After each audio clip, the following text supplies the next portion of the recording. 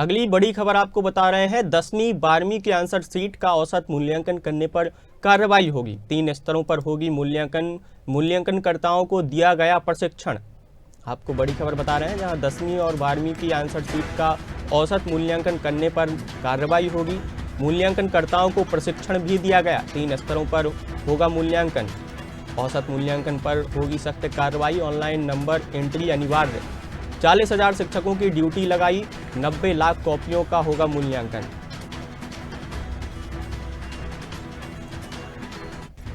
खबर पर और जानकारी के लिए हमारे साथ संवाददाता राजू जी जुड़ चुके हैं। राजू जी, 10वीं 12वीं की आंसर शीट का औसत मूल्यांकन करने पर सख्त कार्रवाई क्यों की जाएगी?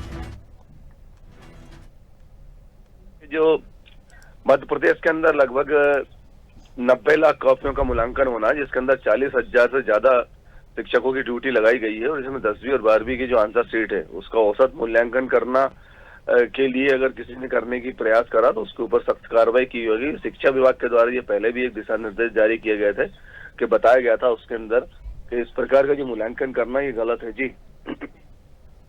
जी, मूल्यांकनकर्ताओं को 3 स्तरों पर प्रशिक्षण देने का क्या उद्देश्य है और यह प्रक्रिया कैसे सुनिश्चित करेगी कि मूल्यांकन सही तरीके से हो?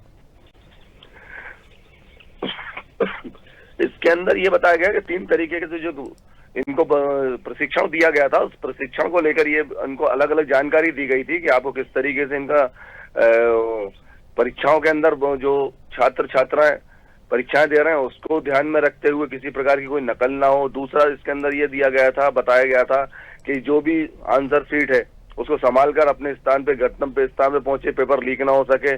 तीसरी बात ये निकल कर आई कि इसका जो मूल्यांकन होगा वो पूरी पारदर्शिता के साथ होगा, किसी प्रकार की इसमें खामियां सामने निकल कर नहीं आएंगी, क्योंकि कई बार आरोप लगते हैं कि पेपर लीक हो गए हैं या दूसरी आंसर शीट बदल दी गई है। तो इस प्रकार की इनको प्रशिक्षण पहले दिया जाता है ताकि पारदर्शिता रहे पूरी, और क्योंकि ये बच्चों के भविष्य के साथ बात निकलकर सामने आती है, इसलिए उनको पूरी तरीके से समझाइश दी गई थी, उन्हें प्रशिक्षण दिया गया था। क्योंकि साल भर बच्चे मेहनत करते हैं, इसके पश्चात वो अपनी परीक्षा देते हैं, उसके बाद वो उत्तीर्ण होने के लिए और अपने अच्छे नंबर लाने का प्रयास करते हैं। इन सारी चीजों को लेकर इनको पहले ही बताया गया था शिक्षा विभाग के द्वारा।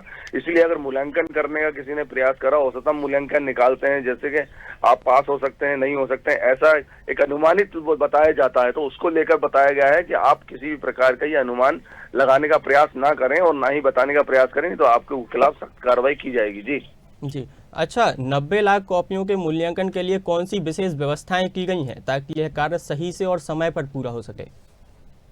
जी, मैं बता दूं आपको कि जिस जिले के अंदर जो परीक्षा दी जाती है उस जिले से दूसरे जिले के अंदर ये कॉपियां पहुंचा दी जाती हैं, क्योंकि जो इसके अंदर किसी भी प्रकार की कोई लापरवाही ना बरती जाए या किसी को कोई लाभ ना पहुंच सके। इसलिए इस जिले की अगर कॉपी है, एग्जाम्पल के तौर पर राजधानी भोपाल की कॉपी है, तो दूसरे जिले में पहुंचाई जाएंगी, लेकिन ये बहुत गोपनीय चीज रहती है। ये सिर्फ शिक्षा विभाग को ही जानकारी रहती है कि किस जिले की कॉपी किस जिले में पहुंची है, और वहां पर जो शिक्षक हैं वो उन कॉपियों को चेक करते हैं, वही नंबर देते हैं, फिर उसके बाद एक आंसर शीट बनाकर उस कॉपियों के साथ यहाँ पहुंचाई जाती है। इसके बाद फिर मार्कशीट तैयार होती है और उसके बाद फिर रिजल्ट जारी किया जाता है। तो ये बहुत ही पारदर्शिता रहती है और बहुत ही गोपनीय तरीके से ये कार्य किया जाता है शिक्षा विभाग के द्वारा। जी, बहुत बहुत धन्यवाद आपका। बने रहिए हमारे साथ, आगे और खबरों पर आपसे जानकारी लेते रहेंगे।